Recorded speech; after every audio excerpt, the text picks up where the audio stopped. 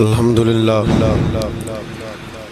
للہ رب العالمین والعاقبۃ للمتقین والصلاة والسلام علی اشرف الانبیاء والمرسلین وعلی آلہ وصحبہ اجمعین اما بعد اعوذ باللہ من الشیطان الرجیم بسم اللہ الرحمن الرحیم یا ایہا الذین آمنوا اتقوا اللہ ولتنظر نفس ما قدمت لغد واتقوا اللہ ان اللہ خبیر بما تعملون صدق اللہ العظیم وصدق رسولہ النبی الکریم ان اللہ وملائکتہ یصلون علی النبی یا ایہا الذین آمنوا صلوا علیہ وسلموا تسلیما الصلاة والسلام علیک یا سید یا رسول اللہ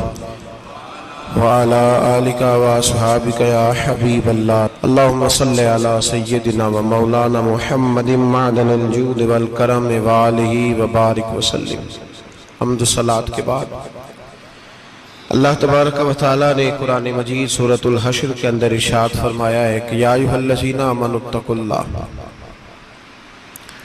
اے ایمان والو اللہ سے ڈرو، وَلْتَنْظُرْ نَفْسٌ مَا قَدَّمَتْ لِغَدٍ، ہر آدمی یہ سوچ لے کہ اس نے اپنے آگے کیا بھیجا ہوا ہے، جو اس نے آخرت کے لیے جمع کرایا ہے وہ کیا ہے، یہ غور کر لے وہ۔ وَاتَّقُوا اللَّهَ، اور پھر ڈر جاؤ اللہ سے، اِنَّ اللَّهَ خَبِيرٌ بِمَا تَعْمَلُونَ، فرمایا تم جتنے مرضی پردے ڈالتے پھرو، تمہارے رب کو تمہارے تمام کاموں کی خبر ہے، اسے پتہ ہے تم کیا کرتے، وہ جانتا ہے۔ عزیز دوستو، بزرگوں اور بھائیوں، قرآن مجید نے دو چیزوں پر بڑا زور دیا ہے، ایک اللہ کو ماننا، اور اللہ کو ماننے کا مطلب ہے نبی پاک کو بھی ماننا، اللہ کو ماننے کا مطلب ہے کتابوں کو بھی ماننا، قرآن پاک کو بھی ماننا۔ لیکن دو باتیں آپ کو زیادہ ملیں گی، ایک ایمان، اور اس کے بعد سب سے زیادہ زور ہے ایمان بالآخرت پر، آخرت کو مانو۔ وَمِنَ النَّاسِ مَن يَقُولُ آمَنَّا بِاللَّهِ وَبِالْيَوْمِ الْآخِرِ وَمَا هُمْ بِمُؤْمِنِينَ، اللہ فرماتا ہے کچھ لوگوں کا دعویٰ ہے کہ ہم اللہ اور آخرت پر ایمان رکھتے ہیں، حالانکہ وہ ایمان نہیں رکھتے، دعویٰ کرتے ہیں، نفاق کا مظاہرہ کرتے ہیں، منافقت کرتے ہیں۔ جو اللہ کو ماننے والا ہوتا ہے اس کا رنگ اور ہوتا ہے، جس کو پتہ ہوتا ہے قیامت کے دن اللہ کے حضور کھڑے ہونا ہے، اس کے اعمال یہ نہیں مانتے، کہتے ہیں ہم مانتے ہیں، پر مانتے، دعویٰ ہے کہ ہم مانتے ہیں آخرت کو بھی اور اللہ کو بھی، پر نہیں مانتے۔ قیامت قائم ہونا ضروری ہے، اگر وقوع قیامت نہ ہو تو ظالم کی تو موجیں لگ گئیں، جابر تو موج کرے گا، فاسق اور فاجر تو کہیں گے دنیا میں بھی ہم اپنے اقتدار کے زور پر جیتے رہے، آج بھی ہمیں پوچھنے والا کوئی نہیں۔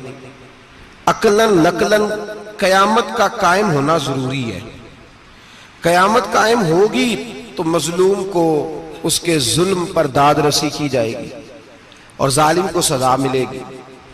ایک آدمی ساری زندگی دنیا کے اندر لوٹ مار کرتا رہا، دھوکہ فریب فراڈ کرتا رہا، اس کی راتیں شراب و کباب میں گزر گئیں، وہ مرے اور بات ختم ہو گئی، ٹھیک ہے موج کر کے چلا گیا۔ ایک آدمی ساری زندگی اس نے اللہ تبارک و تعالیٰ کی رضا کے لیے اپنی نظر کی حفاظت کی، زبان کی حفاظت کی، یہاں تک کہ دل کی بھی حفاظت کی، وہ بھی مرے تو معاملہ ختم ہو گیا۔ اس طرح تو پھر سرکش کا کچھ بنے گا ہی نہیں، نظام زندگی ساری اس کی سوچ ختم ہو کے رہ جائے گی اگر قیامت قائم نہیں ہوتی۔ قیامت کا قائم ہونا حق ہے، اس لیے قرآن مجید نے ایک جگہ پہ نہیں 20 جگہ پہ یہ بیان فرمایا ہے کہ قیامت ضرور قائم ہوگی، قیامت، اور وہ قائم ہو کر اپنے سارے لوازمات سمیت قائم ہوگی۔ میرے نبی پاک صلی اللہ علیہ وسلم نے فرمایا مظلوم کو حق ملے گا، ظالم کو سزا ملے گی۔ جابر اس دن اللہ کی بارگاہ میں رسوا کیے جائیں گے، جن پر جبر کرتے رہے انہیں اللہ کے حضور سے عطا کیا جائے گا۔ قیامت کا وقوع ہونا ضروری ہے، اور قیامت تو جب قائم ہوگی تب ہوگی، دنیا میں بھی ایسا ہوتا ہے۔ ظلم کا انجام ٹھیک نہیں ہوتا، جبر کا انجام، جھوٹ کی زندگی لمبی نہیں ہوتی، دھوکے، فریب، فراڈ، ملمہ سازی، ان چیزوں کی عمریں اللہ نے تھوڑی رکھی ہیں۔ وقتی طور پر ظالم کو، دھوکے باز کو، جابر کو جو مہلت ملتی ہے وہ سمجھتا ہے میری سیاست کام کر رہی ہے، وہ سمجھتا ہے میں بڑا دانا ہوں، بڑا چالاک ہوں، دیکھ لو اتنے ظلم کے، جبر کے، دھوکے کے باوجود بنا ہوا ہوں۔ حالانکہ اللہ کی طرف سے اسے مہلت ملتی ہے، اور بڑا ہی مہربان ہے، مہلت اس طرح دیتا ہے کہ میرے نبی پاک علیہ السلام نے فرمایا جب میرا مسلمان نیکی کرتا ہے تو اللہ فرشتوں سے فرماتا ہے 70 گنا بڑھا کے لکھ لو اس کی نیکی، 70 گنا۔ اور جب گناہ کرتا ہے تو اللہ فرماتا ہے ٹھہر جاؤ ابھی لکھنا نہ، اسے ٹائم دو۔ یا اللہ کتنا؟ فرمایا 24 گھنٹے تو دو، ہو سکتا ہے توبہ کر لے، یہ اس کی مہربانی ہے۔ اب وہ جو اللہ نے مہلت دی ہے نا کہ شاید توبہ کر لے، لوگ سمجھتے ہیں میری چالاکی کی وجہ سے نظام سیٹ چل رہا ہے، میں بڑا تیز ہوں، 2 4 5 باتیں بولتا ہوں سب صحیح ہو جاتا ہے۔ لوگ اس کو اپنی دانائی سمجھ لیتے ہیں، حالانکہ وہ اللہ کی طرف سے۔ فرعون نے کئی 100 سال حکومت کی،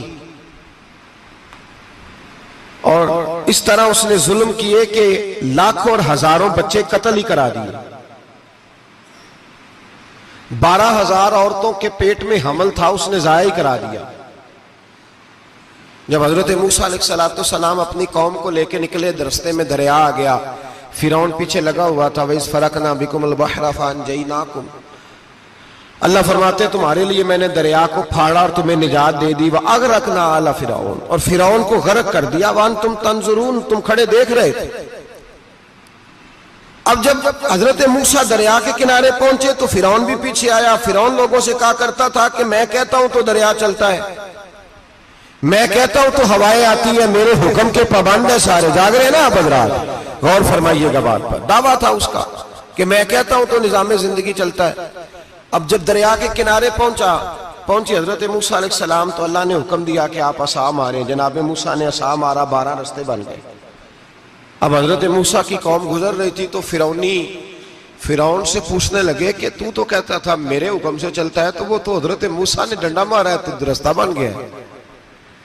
باز نہیں آتا انسان باز بنے بڑے ہیں اس کے پاس، بڑی دلیلیں ہیں، جھوٹ سچ بول کے اپنے آپ کو مطمئن کرتا ہے، آخر دم تک تبدیل ہونے کو تیار نہیں ہوتا، دلیلیں گھڑتا رہتا ہے، بناتا رہتا ہے، شور کرتا ہے جان بوجھ کے۔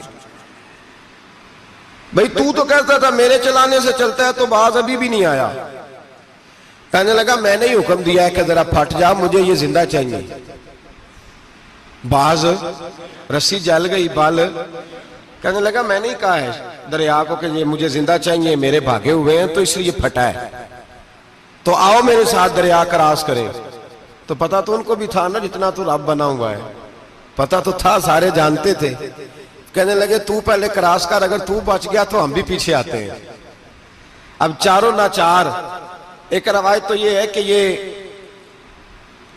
جب خدائی کا دعویٰ کرتا تھا نا، تخت پہ بیٹھا ہوتا تھا، تو ایک دن حضرت جبریل آئے اس کے پاس انسانی شکل میں، تو کہنے لگے میں بڑی دور سے آیا ہوں تو ایک مسئلہ پوچھنا تھا۔ کہا پوچھو۔ کہنے لگے ایک غلام تھا کسی بادشاہ کا، تو بادشاہ نے اسے تھوڑی دیر کے لیے ایک علاقے کی سربراہی دے دی۔ کتنی دیر کے لیے؟ کتنی دیر کے لیے ہمیں سربراہیاں ملتی ہیں؟ کیوں جی؟ تھوڑی دیر کے لیے ملتی ہے نا، تھوڑی دیر کے لیے سربراہی دے دی ایک غلام کو۔ ذرا بات کو سمجھیے، حضرت جبریل پوچھتے ہیں، کہتے ہیں سربراہی مل گئی، اب وہ مالک ہی بن کے بیٹھ گیا ہے، وہ بات ہی نہیں سنتا، اس کو تھوڑی دیر کے لیے بنایا تھا، وہ تو خدائی کا دعویٰ کرنے لگا ہے۔ آپ بتائیں اس کا انجام کیا ہونا چاہیے، یہ مسئلہ پوچھنے آیا ہوں۔ تو فرعون کہنے لگا اس کا انجام یہ ہے کہ اسے پانی میں گوتے دے دے کے مار دے۔ انجام کیا ہے؟ بولیے بولیے، کیا انجام ہے؟ کیا انجام ہے جی؟ پانی میں۔ اللہ اکبر، اپنی سزا تجویز کر رہا ہے۔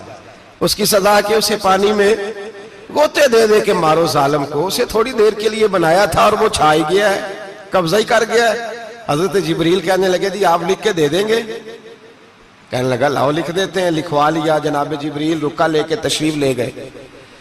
اب جب فرعون دریا میں آیا نا تو اللہ نے حکم دیا مل جا. جب دریا ملا چیخنے لگا تو حضرت جبریل آئے, کہنے لگے تیرا ہی فتویٰ ہے, یہ تیری سزا ہی ہے نا. ہم بھی بڑی سزائیں تجویز کرتے ہیں. یہ جھوٹا ہے جی, اس کا تو فلانا علاج ہونا چاہیے, تو اگر تو جھوٹ بولے تو یہ فلانا بڑا جاور ہے جی, اس کے ساتھ اس طرح ہونا چاہیے, تو اگر تو یہ کام کرے تو جو سزا تو لوگوں کے لیے تجویز کر رہا ہے تو اپنے بارے میں بھی سوچ. اب جب غوطے آئے نا آخری وقت دیکھا وہ فرعون جو کہتا تھا میری مرضی سے دریا چلتا ہے. علامہ ساوی نے تفسیر ساوی میں لکھا ہے تڑپ کے رونے لگا. جب یہ مزاج ہے, ایک دفعہ اوپر آتا ہے آدمی جب دریا میں جاتا ہے, اوپر آیا تو چیخنے او میرے حواریو خدا کا واسطہ مجھے بچاؤ. کہنے لگے تو کہتا تھا میری مرضی سے چلتا ہے. بے بسی ہے, تڑپتا ہے, روتا ہے. وارث شاہ مان کری نہ وارثہ دا, رب بے وارثہ کر کے مار دائی. تڑپ رہا ہے, چلا رہا ہے, کوئی مدد کو نہیں پہنچتا. اب جب آخری غوطہ آیا تو کہنے لگا آمنا میں رب موسیٰ و ہارون, میں موسیٰ کے رب کو بھی مان گیا, ہارون کے رب کو بھی. اللہ نے فرمایا نہیں, اب تیرا ماننا قابل قبول ہے. اس وقت ماننا تھا جب تجھے مہلت دی تھی, جب تو جوان تھا. بڑھاپا آتا ہے, بیماری آتی ہے, جوان آدمی بیماری کا شکار ہوتا ہے تو کہتا ہے یا اللہ ایک دفعہ صحیح کر دے, میں ساری پڑھا کروں گا. ایک دفعہ ٹھیک کر دے, میں مسجد میں رہوں گا, میں اگلے سال اعتکاف بھی کروں گا, میں ساری تراویحیں پڑھوں گا. تو اس وقت پڑھنی تھی جب تجھے مہلت دی تھی. اس وقت پڑھنا تھا جب اللہ نے تجھے آسانی دی, زندگی دی. اگلا وقت یہ حال ایک کا نہیں ہوا. نمرود کو دیکھ لیں, حضرت ابراہیم علیہ السلام کو کہتا تھا میں رب ہوں. آپ نے فرمایا رب تو وہ ہے جو زندہ کرتا اور مارتا ہے. ایک موت کا قیدی بلایا, کہنے لگا ہاں بھائی کتنے دن رہ گئے تھے پھانسی میں؟ کہنے لگا جی پرسوں ہونی تھی. کہا جا تجھے آزاد کیا, لو میں بھی زندگی دیتا ہوں. ایک بے گناہ آدمی کو پکڑ کے قتل کر دیا, کہتا میں بھی مارتا ہوں.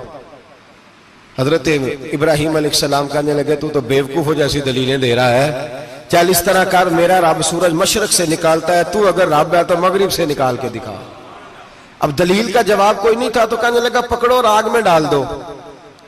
اللہ کے نبی کو آگ میں ڈالنے والا. یہاں ایک مچھر بیٹھا ہے, 400 سال حکومت کی اور خدائی کا دعویٰ کیا. یہاں مچھر بیٹھا تھا, چھینک آئی تو مچھر اندر چلا گیا. پہلے دربار کا ادب یہ تھا کہ جو آئے سجدہ کرے. اب اس کے سر پہ کوئی چیز مارتا تھا تو اسے سکون ہوتا تھا. مچھر تھوڑی دیر کے لیے اس کا دماغ چھوڑتا تھا. او بھائی یہ اس دھرتی پہ اللہ نے لوگوں کو نظارے دکھائے اور ہمیں سمجھانے کے لیے دکھائے. ہمیں تفکر کی, غور کی دعوت دی کہ دیکھ لینا, اپنے عمل کو پرکھنا. تمہارے عمل حضرت موسیٰ کے فرما برداروں جیسے ہیں, جناب ابراہیم کے فرما برداروں جیسے ہیں, یا بن کے بیٹھ گئے ہو. اب دربار کا ادب یہ ہے, بے بسی کا یہ حال ہے کہ جوتے لٹکتے ہیں دربار میں, جو آتا ہے جوتا کھینچتا ہے. اور ادب یہ ہے کہ 10 جوتے نمرود کے سر پہ مارو. اور 400 سال جوتے لگتے رہے. روتا تھا, جو آدمی آتا تھا منتیں کرتا تھا, کہتا تھا کہیں سے کوئی دوائی مل جائے گی. پاگلوں جیسی زندگی گزاری, پاگلوں جیسی سخت. وہ تو حساب, وقوع قیامت تو حساب ہوگا ہی. یہاں لوگ پاگل ہو کے مرتے ہیں, معاذ اللہ, نفسیاتی مریض ہو کے مرتے ہیں. یہاں آخری وقت اتنا سخت آتا ہے کہ دنیا موت کی دعائیں مانگتی ہے. میرے بھائی جب انسان ظلم کرتا ہے تو بھول جاتا ہے کہ شاید مجھے پوچھے گا کوئی نہیں. جب وہ زیادتی کرتا ہے تو بھول جاتا ہے. جب وہ کسی کا حق کھاتا ہے تو وہ کہتا ہے شاید اس کا تو وارث ہی کوئی نہیں جس کو میں لوٹ رہا ہوں. لیکن جب اللہ کی پکڑ آتی ہے, حجاج بن یوسف ظالم تھا, اس نے اچھے کام بھی کیے تھے. قرآن پاک پر زیر زبر آراب حجاج بن یوسف نے لگوایا. محمد بن قاسم کو ہندوستان سندھ کے علاقے فتح کرنے بھی حجاج بن یوسف نے بھیجا تھا. ساری خوبیاں اپنی جگہ پر, ظالم بہت بڑا تھا. کسی آدمی نے اس کے سامنے کونے کی طرف منہ کر کے ساتھ والے سے بات کر لی تو کہنے لگا میرے خلاف کیا, اس کو لے جاؤ, 2 ٹکڑے کر کے واپس لے آؤ.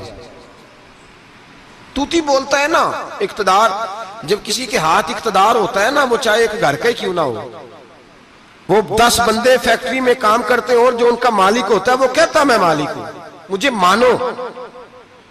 جب تو صاحب اقتدار ہوتا ہے نا، جب تو سسر بن کے بیٹھتا ہے اور کسی غریب گھر کی بہو آتی ہے 2-4 تو کہتا میرا اقتدار ہونا چاہیے، جب میں کھانسنے لگوں تو ہر آدمی کے ہاتھ میں ٹشو پیپر ہونا چاہیے، جب میں بولنے لگوں تو بندھے ہوئے ہاتھوں سے ہر آدمی جی جی کرتا ہوا کھڑا ہونا چاہیے۔ جس آدمی کا، اور یہ کام بہو بھی کرتی ہے کئی دفعہ، وہ بھی کہتی ہے کہ تمہیں پتا نہیں میں کتنا لمبا چوڑا جہیز لے کے آئی ہوں، جب میں سونے کے لیے اپنے بیڈ روم میں جاؤں تو خبردار بوڑھے بابے کو اجازت نہیں کہ وہ کھانسے، اماں کو چاہیے کہ اگر اس کو بڑی سخت پیاس بھی لگی ہے تو میرے سوتے سوتے باورچی خانے میں برتن نہ کھٹکھٹائے۔ جو جہاں بھی جس اسٹیج پہ بھی بیٹھتا ہے وہ کہتا ہے کوئی نہیں مجھے پوچھنے والا، میں مطلق العنان ہوں۔ جوان بوڑھوں کا مذاق اڑاتے ہیں، سمجھتے ہیں شاید کبھی بوڑھے نہیں ہونا، مذاق اڑاتے ہیں۔ تندرست لوگ بیماروں کا مذاق اڑاتے ہیں، شاید کبھی بیمار نہیں ہونا۔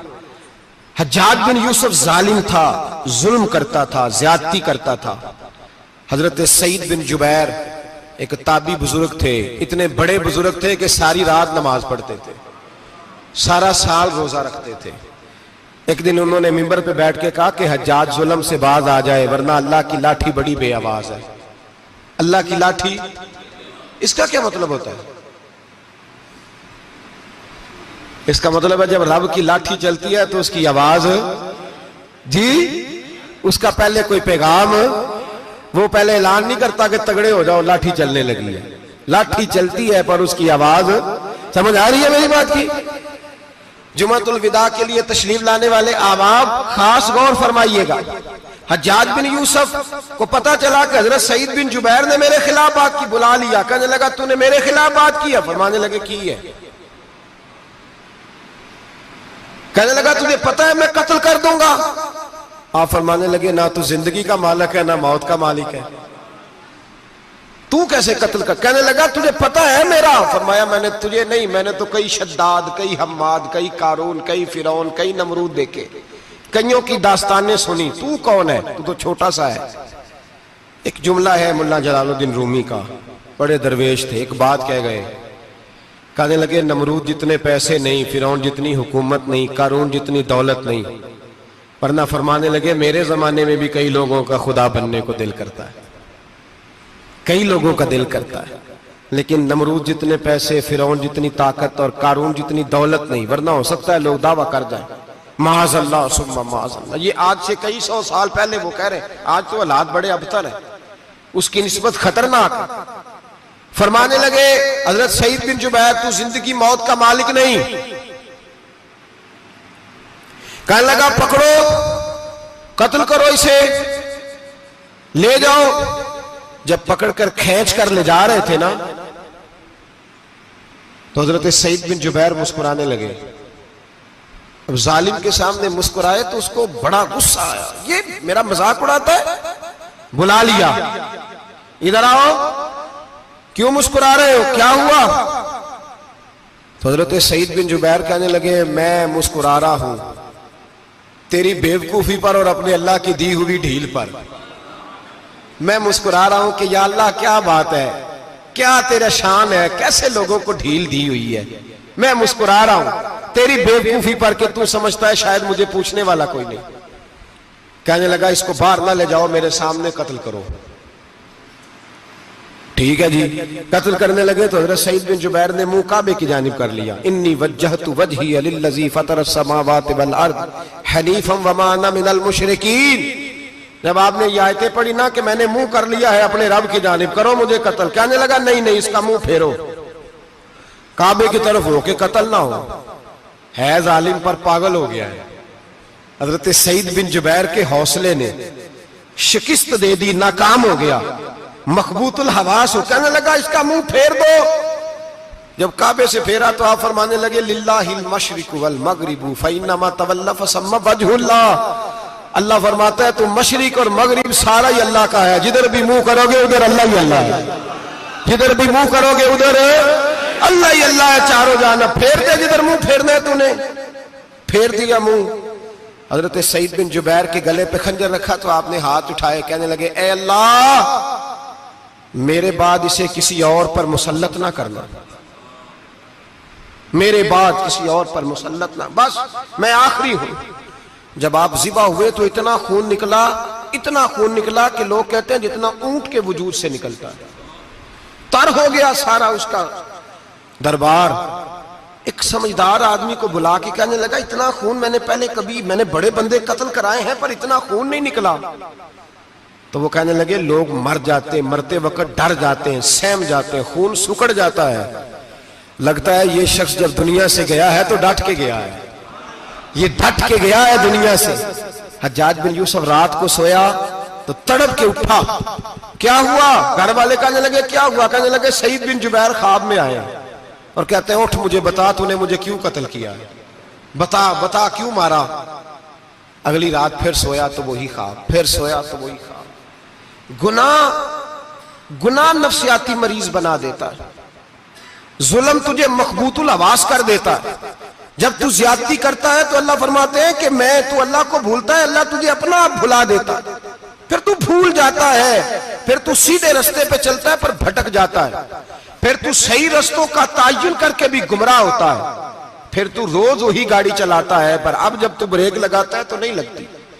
جب گناہوں کے ساتھ تو مخبوط الحواس ہوتا ہے تو روز وہ کاروبار کرتا ہے، لیکن جب تیرے گناہ تجھے گھیر لیتے ہیں پھر اسی کاروبار میں تو نقصان اٹھاتا ہے۔ حجاج بن یوسف تڑپتا ہے، روتا ہے، یہاں تک کہ بیمار ہو گیا، پیٹ میں درد ہوتی ہے، پتہ نہیں کیا ہوا، تکلیف ہوتی ہے، پتہ نہیں، سارے حکیم، طبیب، ڈاکٹر، کوئی نہ سمجھ سکا کہ بیماری کیا ہے۔ جو بیماریاں خدائی ہوتی ہیں ان کا لوگوں کو پتا، جو آزمائشیں رب کی جانب سے ہوتی ہیں وہ ڈاکٹروں کے ہتھے نہیں چڑھتی، جو تکلیفیں اللہ دیتا ہے ان کا حکیم طبیب علاج نہیں کر پاتے، مشکل، اور شفا اسی وقت ہوتی ہے جب اللہ دینا چاہے، اور جب رب بھی دینا نہ چاہے تو بڑے بڑے ڈاکٹر کہتے ہیں کہ ہمارے بس کی بات نہیں رہی۔ بغداد سے حکیم آئے، پیٹ دیکھا، کہنے لگے نہ تیرے معدے میں کوئی دقت ہے، نہ تیرے جگر میں، نہ کسی اور جگہ، ماجرا کیا ہے؟ ایک آخری علاج ہے، آخری، وہ کیا؟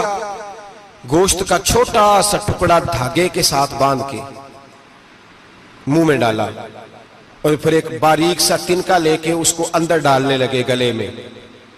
وہ گوشت کا ٹکڑا جب حلق کے اندر اتر گیا، اس حکیم نے واپس کھینچا تو کیسے ایسی بدبو آئی جیسی کبھی سونگی نہ تھی۔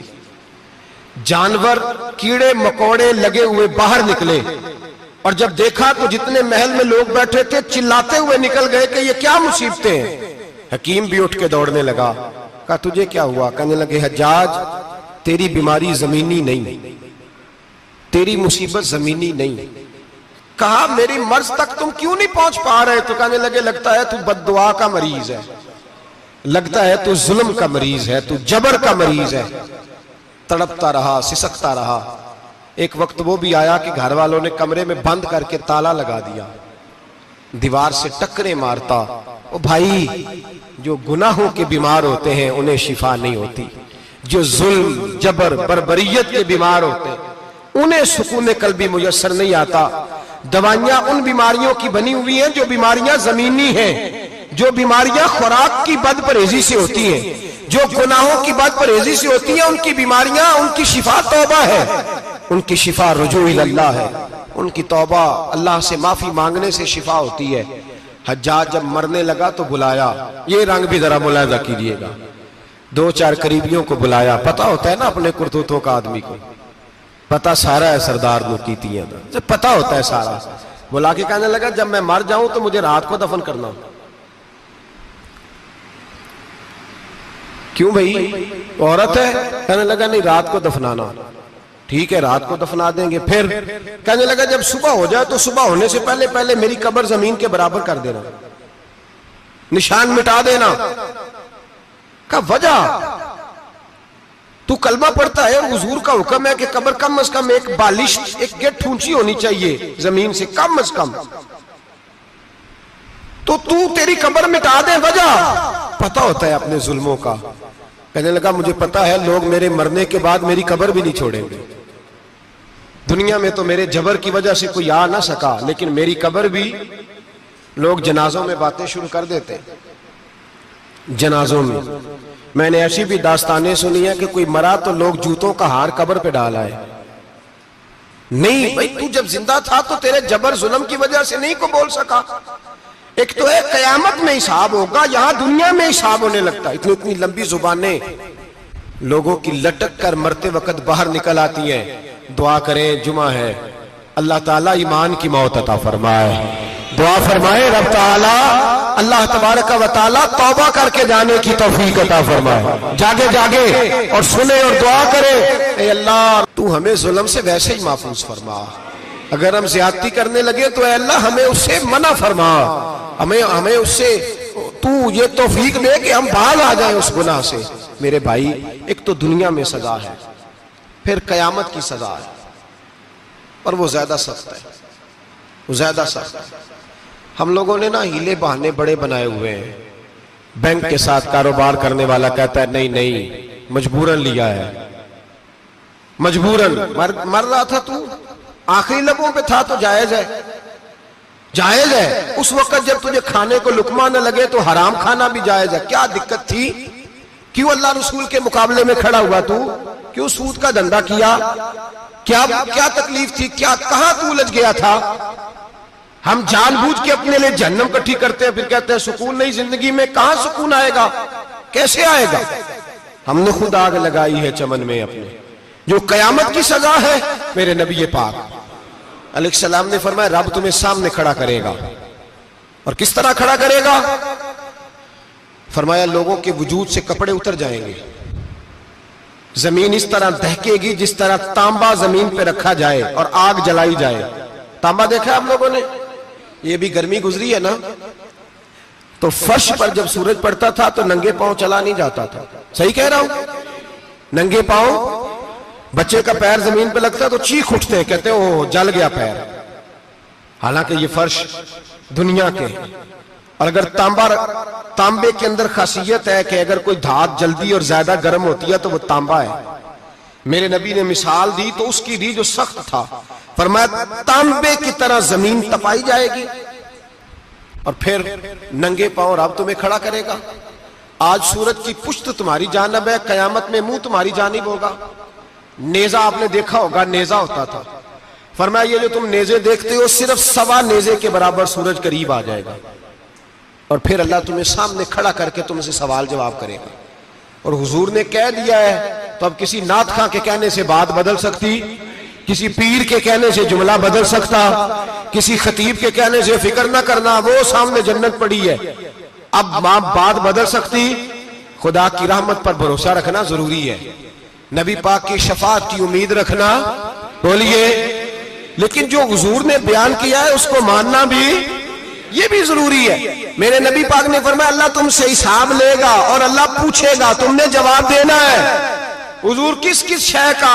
فرمایا جو پہنتے ہو اس کا جواب نہیں دینا، جو کھاتے ہو اس کا جواب نہیں دینا، جو اللہ کے رستے میں دیتے ہو اس کا جواب، باقی ہر شے کا جواب دینا ہے.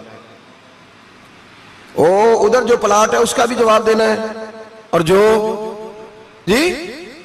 وہ جو بچوں کو پیسے بتائے ان کا بھی جواب دینا ہے، جو چھپائے ہیں ان کا بھی. ثم لتسألن یومئذ عن النعیم. جو کمیٹی اپنے محلے میں ڈالی ہے اس کا بھی جواب دینا ہے، جو سسرال کے علاقے میں ابا جی سے چوری ڈالی ہوئی ہے اس کا جواب بھی، سب کا جواب دینا ہے. تمام حساب کتاب. اور اللہ فرماتے ہیں میں سامنے کھڑا کر کے ہر سوال کا تجھے ہر سوال کا جواب. اچھا یہ جو بڑے لوگ تھے وہ حساب سے ڈرتے تھے، ہم چھوٹے لوگ ہیں ہم حساب سے ہم نہیں ڈرتے، ہم کہتے ہیں دیکھی جائے گی. بڑے لوگ جو تھے وہ حساب سے. حضرت ابو بکر صدیق دعا کرایا کرتے تھے، دعا کرو اللہ مجھ سے حساب نہ پوچھے.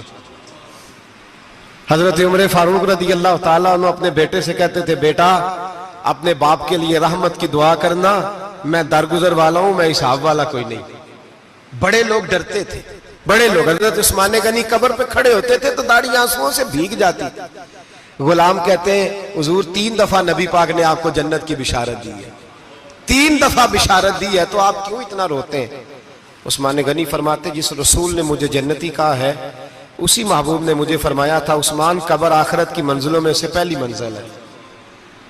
اور آپ فرماتے میرے تو کمرے میں دیا گل ہو جائے تو مجھے ڈر لگتا ہے، اس میں تو مکمل اندھیرا ہے. آپ فرماتے کھڑکیاں بند ہو تو دم گھٹنے لگتا ہے، اس کو تو دروازہ ہی کوئی نہیں، روشن دان تک نہیں. بھائی جو بڑے تھے وہ ڈر رہے تھے. مولا علی شیر خدا نماز کا وضو کر کے کانپتے تھے، کانپتے. علی آپ مرحب کے سامنے نہیں کانپے، خیبر کا دروازہ اکھاڑتے نہیں کانپے، بدر احد خندق حنین اور خیبر میں نہیں کانپے، تو یہاں آپ فرمانے لگے مالک کے سامنے جاتے ہوئے ڈر آتا ہے. بڑے لوگ کانپتے تھے، بڑے لوگ. آج کون سا جمعہ ہے؟ سارے بولیے. حالانکہ یہ اگلے سال دوبارہ آئے گا، ہمارا نہیں پتا کہ ہم ودا ہو جائیں کہ کیا بنے. یہ کون سا جمعہ ہے؟ آیا جمعۃ الوداع، آئے ہم پڑھ گئے. آج ایک فکر لے کر کے جانا، ایک سوچ. جہاں روز رات کو بیٹے کی ٹینشن، بیٹی کی ٹینشن، بھائی کی ٹینشن، پوتے کی ٹینشن ہوتی ہے نا، ایک ٹینشن اور اپنے آج ایک ٹینشن بڑھا لو، قبر کی ٹینشن پیدا کر لو، قیامت کی تھوڑی سی فکر کر لو، تھوڑی سی ایک لمحے کے لیے صحیح تھوڑا خیال پیدا کرے. حضرت حسن بصری نام سنا ہوا ہے نا، یہ حضرت علی کے شاگرد ہیں. نبی پاک کے گھر میں آ جاتے تھے کئی دفعہ، بچے تھے جب. حضرت حسن بصری تابعی ہیں. فرماتے خانہ کعبہ میں عمرہ کرنے گیا، طواف کعبہ کر رہا تھا تو بڑا عجیب منظر ہوا، رات کی تنہائی ہوئی. اس وقت کئی دفعہ طواف بند بھی ہوتا تھا، اس لیے کہ رش کم ہوتا تھا تو رات کو سب سو جاتے. کہتے رات ذرا گہری ہوئی تو لوگ اپنا اپنا خیمہ لے کے جاتے تھے. اب تو ہوٹل ہے نا تو خیمے لگتے تھے، لوگ خیمہ لے کے جاتے تھے، جہاں جگہ ملتی تھی خیمہ لگا کے رہتے تھے. فرماتے میں رات کو سویا خیمے میں،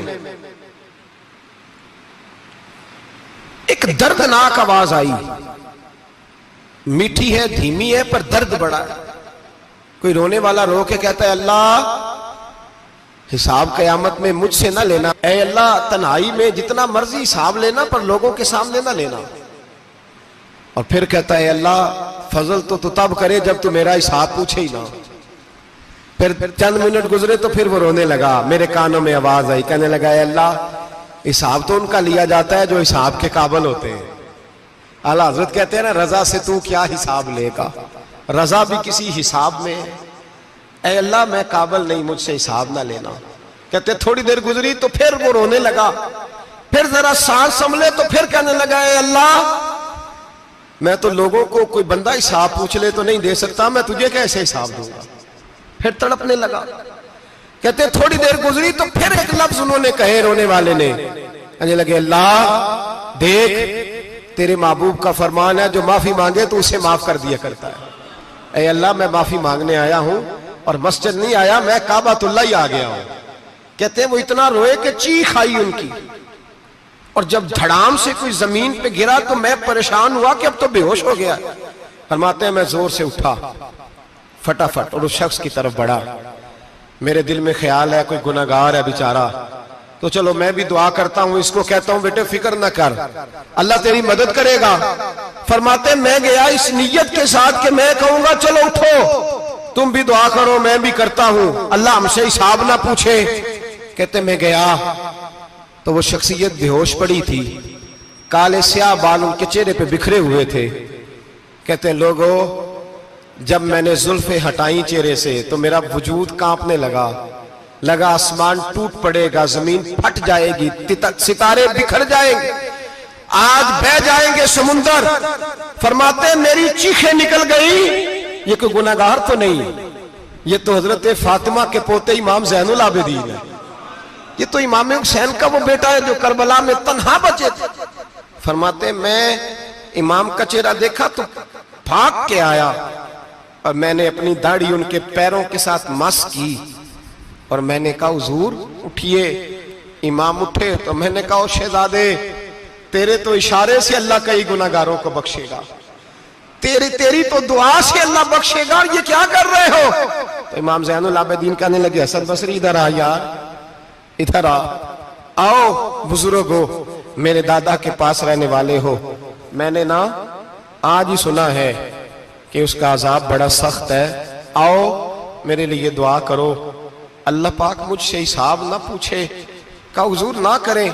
اب فرمانے لگے تجھے نہیں پتا کچھ چیزیں ایسی ہیں کہ رب نے اگر حساب پوچھا تو میں واقعی جواب نہیں دے پاؤں گا، چل کر میرے لیے دعا۔ کہتے میں نے ہاتھ باندھے، حضور میں نہیں کرتا، اٹھا کہہ۔ فرماتے میں نے ہاتھ اٹھائے، میں نے کہا اے اللہ تیرے رسول کا شہزادہ ہے، یہ تیرے رسول کا شہزادہ ہے، یہ کہہ رہا ہے تو فضل کر۔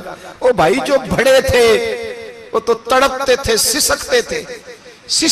ابو علی ہیتی کہتے خانہ کعبہ میں پتھر پہ سر رگڑ رگڑ کے کوئی بوڑھا کہہ رہا تھا اے اللہ اول تو حساب نہ لینا، اور اگر لینا تو مجھے اندھا کر کے اٹھانا، میں تیرے نیک بندوں کے سامنے شرمندہ نہیں۔ اقبال رو پڑے، اقبال کچھ لوگوں نے لکھا ہے یہ آخری ربائی ہے ڈاکٹر اقبال کی، آخری، اس کے بعد شاید اس نے کلام نے کچھ سیرت نگاروں کا خیال ہے۔ اقبال مدینے کی طرف منہ کر کے کہنے لگے تو غنی از ہر دو عالم من فقیر، اللہ تو غنی ہے میں تو فقیر ہوں، روز محشر عذر ہائے من پذیر، اے اللہ اول تو میرا کوئی عذر قبول کر لینا محشر کے دن، اور اگر نہ کرنا ہوا، اگر تمہیں بینم حسابم نہ گزیر، اگر ضرور ہی میرا حساب لینا ہے، اے اللہ اگر تو نے ضرور لینا ہے، اے اللہ اگر ضرور ہی لینا حساب، اول تو میرا عذر مان لینا، میری کمزوری پہ رحم کرنا، اے اللہ میرے بڑھاپے پر میری کمزوری پر رحم کرنا، اگر ضرور حساب لینا ہے از نگاہ مصطفیٰ پنہا بغیر، تو اے اللہ ذرا حضور کی نگاہوں سے اوجھل کر کے لینا، اے اللہ مجھے شرم آئے گی۔ میرے مصطفیٰ کریم فرمائیں گے میں تو تجھے ہر بات سمجھا کے آیا، ایک جگہ تیری رہنمائی کر کے آیا، تو کیسے عمل کما، ذرا اوجھل کر کے از نگاہ مصطفیٰ پنہا بغیر، ذرا حضور کی آنکھوں سے اوجھل کر کے سائیڈ پہ کر کے لینا، میں برداشت نہیں کر پاؤں گا۔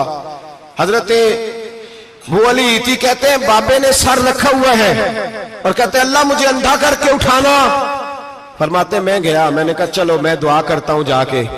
فرماتے جب میں نے جا کے بزرگوں کی کمر پہ ہاتھ رکھا، ان کا چہرہ دیکھا تو یہ کوئی گناہگار تو نہیں، یہ تو بغداد کے پیر عبد القادر جیلانی ہے، یہ تو محبوب سبحانی غوث سمدانی ہے، یہ تو وہ شخص ہے جو قدم لگائے تو اللہ ولایت عطا کرتا ہے۔ جو بڑے تھے وہ ڈر رہے تھے۔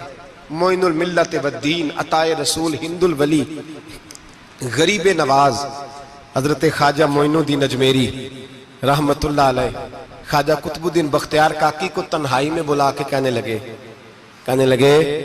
معین الدین سید زادہ ہے، معین الدین حضور کے خاندان میں پیدا ہوا ہے، معین الدین سے اس کے پیر کو بڑی امیدیں تھیں، معین الدین کو رسول پاک نے ہندوستان بھیجا تھا، پر قطب الدین یار معین الدین تبلیغ کا حق نہیں ادا کر سکا۔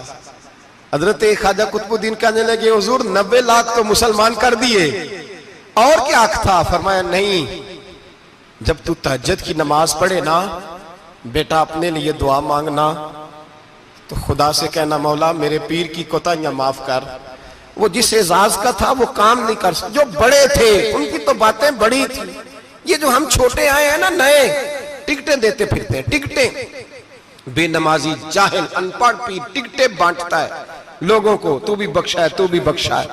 وہ 90 لاکھ لوگوں کو رائے حق پر لگا کے بھی کہتے تھے نہیں، حق تو یہ ہے کہ حق ادا نہ ہوا، حق تو یہ ہے کہ حق، کوئی شے پلے نہیں، ڈٹا ہوا کھڑا ہے مسلمان، ڈٹا ہوا، یہ حساب سنے۔ کسی نے حضرت ابو ہریرہ سے کہا کہ کوئی ایسی حدیث سناؤ جو آپ کو بھی بڑی محبوب ہو۔ حضرت ابو ہریرہ نے چیخ ماری، رونے لگے اور بے ہوش ہو گئے، پھر ہلایا، پانی پلایا، اٹھے، کہا حضور بات کی تھی حدیث سنائے، پھر رونے لگے۔ ہمیں تو نہیں نہ رونا آتا، ہمیں تو تب آتا ہے جب بیٹا بات نہ مانے، ہمیں تو تب آتا ہے جب کاروبار میں نقصان ہو جائے، ہمیں تو تب رونا آتا ہے جب ہمارا کوئی دوست ہمارے بارے میں غلط بات کر دے، بے عزتی دنیا کی ہو جائے۔ حضرت ابو ہریرہ 3 دفعہ ہوش آیا، 3 دفعہ روئے اور کہنے لگے عزیزو یہ وہ والی حدیث ہے کہ میں سوچتا بھی ہوں تو میں تڑپ اٹھتا ہوں۔ کہا کون سی حدیث؟ تو حضرت ابو ہریرہ کہنے لگے میں نے نبی پاک سے سنا ہے قیامت میں سب سے پہلے علماء کا حساب ہوگا، سب سے پہلے۔ علماء کا۔ رب کریم فرمائے گا تمہاری دین کے نام پر بڑی موجیں تھیں، تمہارے بڑے پوسٹر چھپتے تھے، لائنیں بنا کے لوگ تمہارے ہاتھ چومتے تھے، لوگ تمہاری گڑی کو بھی چومنا اپنے لیے سعادت سمجھتے تھے۔ بتاؤ میرے رسول کے نام پر کھانے والوں کیا کر کے آئے ہو؟ عمل بتاؤ، عمل۔ موج بڑی کی نا تم نے، بتاؤ عمل۔ علماء عالم عرض کرے گا اے اللہ میں جگہ جگہ تیرے رسول کے دین کی بات کرتا تھا، میں قرآن کے درس دیتا تھا، میں راتیں بیدار رہ کے تیاریاں کرتا تھا، میں جو بن سکا کیا۔ رب فرمائے گا نہیں، تو نے تو اس لیے کیا تھا کہ لوگ تجھے پیر صاحب کہیں، مولانا صاحب کہیں، تیرے نعرے لگائیں، تو لگے نہیں پھر تیرے نعرے؟ پھر لوگوں نے لمبے لمبے القابات پکارے نہیں تیرے؟ حضور سید عالم علیہ السلام فرماتے ہیں پہلا حساب اس کا لے گا جو عالم کہلاتا تھا۔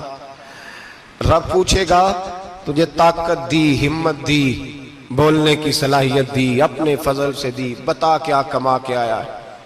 حضرت ابو ہریرہ روتے ہیں، کہتے ہیں میں بھی تو حدیثیں سناتا ہوں، میں بھی تو عالم ہوں، میرے پیچھے بھی تو لوگ بھاگتے ہیں، لوگوں بتاؤ اگر اللہ نے ابو ہریرہ سے پوچھا تو کیا جواب دے گا؟ اللہ فرمائے گا علماء کے لیے بخاری مسلم ہے، انہیں اٹھاؤ اور جہنم میں ڈال دو۔ امام غزالی فرماتے ہیں اگر کسی عالم کو سزا ملی تو سب سے سخت عالم کو ملے گی۔ دعا فرمائے اللہ میرے جیسے لوگوں کو ہدایت کا رستہ عطا فرمائے، اور جو کہتے ہیں سمجھتے ہیں اللہ اس پر عمل کی توفیق عطا فرمائے۔ فرمایا حضرت ابو ہریرہ نے دوسرے نمبر پر سخی اللہ کی بارگاہ میں کھڑا کیا جائے، مالدار۔ رب فرمائے گا بول، کچھ ایسے بھی تھے جن کے پاس شام کی روٹی نہیں تھی، تجھے میں نے تیری تجوری بھر کے تجھے دولت عطا کی، تجھے وراثت میں نے مربے دیے، جائیدادیں دی، بتا۔ وہ کچھ وہ تھے سویرے مزدوری کرنے جاتے تھے، کما کے لاتے تھے، ہزاروں روپیہ تیری بینک میں پڑا تھا، بتا کیا کیا تو نے؟ اے اللہ میں نے مسجد میں دیے، مدرسے میں دیے، 30 دن افطاریاں پکاتا رہا۔ اللہ فرمائے گا تو جھوٹ بولتا ہے، تو سارا کچھ اس لیے کرتا تھا کہ لوگ تجھے سخی کہے۔ ہاں ہاں تیرا اعلان ہوا مسجد میں، لوگوں نے کہا وہ دیکھو کتنے پیسے دے رہا ہے، اس کا وہ دیکھو نام لکھا ہوا ہے ہسپتال کے ایک کونے میں کہ یہ والا بلاک فلاں سیٹھ صاحب نے بنایا، یہ دیکھو لکھا ہوا ہے کہ یہ کمرہ مدرسے کا اس نے بنایا، تو لکھ دیا گیا، نعرے لگ گئے، اب جا دوڑ جا۔ اللہ جہنم میں پھینک دے گا۔ فرمایا پھر شہید کھڑا کیا جائے گا، ہاں بھئی تجھے طاقت دی، ہمت دی، بتا کہاں خرچ کی، کہاں؟ اے اللہ شہید ہی ہو گیا۔ فرمایا وہ تو اس لیے ہوا تھا کہ لوگ تجھے شہید کہیں، بہادر کہیں، تیرے نام پہ روڈ کا نام رکھا جائے، تمغہ حسن کارکردگی ملے سو مل گیا۔ میرے لیے بتا کیا کر کے آیا ہے، میرے لیے، اسے اٹھاؤ اور جہنم میں پھینک دو۔ بھائیو عذاب کڑا ہے، عذاب سخت ہے، حساب سخت ہے، اور جو حساب لینے والا ہے اس کو میں نا تراویح ہو رہی تھی تو قاری صاحب نے ایک سورہ یاسین شروع کی، وَامْتَازُوا الْيَوْمَ أَيُّهَا الْمُجْرِمُونَ۔ اللہ فرماتا ہے قیامت میں کہوں گا مجرم جو ہے نا وہ صفوں سے باہر آ جائے، صفوں سے باہر آ جائے۔ ایک ہمارے فزکس کے ٹیچر ہوتے تھے تو بڑی سخت چھڑی مارتے تھے، تو جب وہ قد بھی بڑا تھا، جلال بھی بڑا تھا، اور اصول بڑے اچھے انسان تھے لیکن سخت تھے، تو مجھے یاد آتا تھا کہ جب وہ سویرے آ کے کہتے تھے جس نے کام نے لکھا وہ باہر نکل آئے۔ 2 قسم کی چوٹ لگتی تھی، ایک تو خیال یہ آتا تھا کہ شرمندگی بڑی ہوگی کہ سارے اسٹوڈنٹ بیٹھے ہیں اور 2 3 4 ان کو کہا وہاں مرغے بن جاؤ، بڑی شرم آتی تھی۔ اور پھر جب وہ مارتے تھے تو اتنا سخت مارتے تھے کہ کئی دن تکلیف رہتی تھی، بتایا نہیں جاتا تھا۔ وہ اسٹوڈنٹ بتاتے تھے کہ یار اس سے بچو کسی بھی طریقے، اور کسی کا کام رہ بھی جاتا تھا کہتے تھے اس پیریڈ کی ڈیوٹی سبق یاد کر کے آنا ہے۔ سخت ٹیچر کے بارے میں تیرا میرا یہ رویہ ہے۔ تو یاد آ رہا تھا جب وہ کہہ رہے تھے نا وَامْتَازُوا الْيَوْمَ أَيُّهَا الْمُجْرِمُونَ، تو میں صف میں کھڑا تھا تو 2 قطرے میرے بہہ گئے آنسوں کے۔ مجھے ساتھ بچہ کہنے لگا طبیعت ٹھیک ہے؟ میں نے کہا طبیعت تو ٹھیک ہے، کچھ یاد آ گیا ہے کہ میدان محشر میں یہاں تو چھپے ہوئے ہیں نا عیب، چھپے ہوئے، اور بھائی رب بڑا کریم ہے، عیبوں کے باوجود نوازتا ہے۔ میرا دعویٰ یہ ہے اگر ہمارے عیب کھل جائیں، لوگ ہمیں دھرتی پہ جینے نہ دیں، لوگ جینے نہ دیں، نکال دیں، اپنے بھی ہمیں برداشت نہ کریں، یہ تو اس کا کرم ہے۔ پتہ سارا ہے سردار نو کیتیاں دا، پردہ چپایا ہی تیرا پلا ہو سی۔ وَامْتَازُوا الْيَوْمَ أَيُّهَا الْمُجْرِمُونَ، اللہ فرمائے گا مجرم باہر آ جائے۔ یا اللہ کیا ہوگا؟ جب سوال جواب ہوں گے تو رب فرماتا ہے تیری زبان پہ مور لگا کے بند کر دوں گا، تیرے ہاتھ بولیں گے، پیر بولیں گے، سر بولے گا، پیٹ بولے گا۔ اس وقت کی فکر پیدا کریں، ٹینشن پیدا کریں۔ وقوع قیامت حق ہے، اور باندھ کے نا لوگ پیر باندھ کے زور کے ساتھ باندھتے۔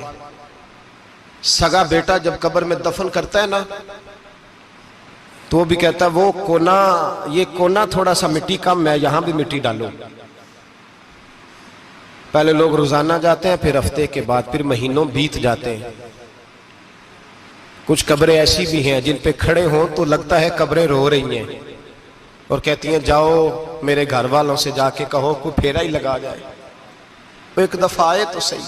کوئی مٹی نہیں ڈالتا، بادشاہوں کی قبریں روتی ہیں، سرمایہ داروں کی قبریں روتی ہیں، کوئی جاتا نہیں۔ اتنے موٹے سوراخ ہے قبروں میں، آپ اپنے شہر کے قبرستان پھر کے دیکھ لیں، سوراخ ہے۔ او بھائی حضرت مولا علی شیر خدا قبرستان گئے تو پہلے رونے لگے، پھر کہنے لگے قبروں والوں کیا حال ہے تمہارا؟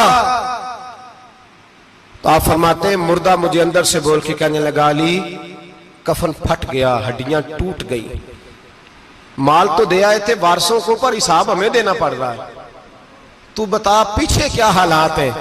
تو حضرت علی کہنے لگے تمہاری بیویوں نے اور نکاح کر لیے، تمہارے دوستوں نے نئے دوست بنا لیے، تمہاری اولادوں نے تمہارے بغیر جینا سیکھ لیا، تمہاری جائیدادیں بٹ گئیں، تمہارا پیسہ تقسیم ہو گیا۔